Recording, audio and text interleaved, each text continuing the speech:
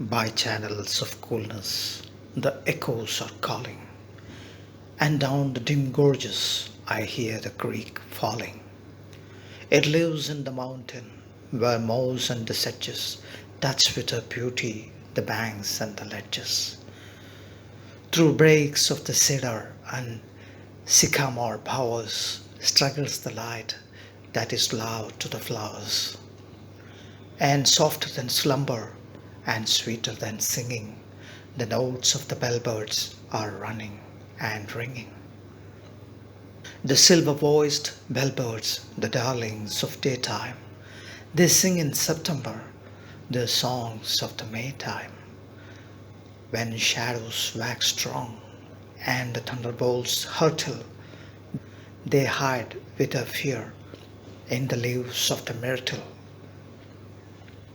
When rain and the sunbeams shine mingled together, they start up like fairies that follow fair weather.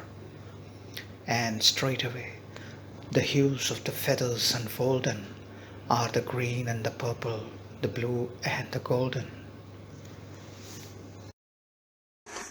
October, the maiden of bright yellow tresses, loiters for love in these cool wildernesses, loiters knee-deep in the grasses to listen, where dripping rocks gleam and the leafy pools glisten.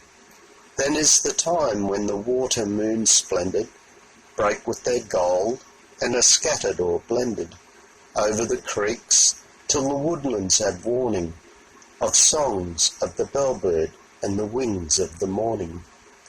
Welcome as waters unkissed by the summers are the voices of bellbirds to thirsty far-comers, when fiery December sets foot in the forest, and the need of the wayfarer possesses the sorest.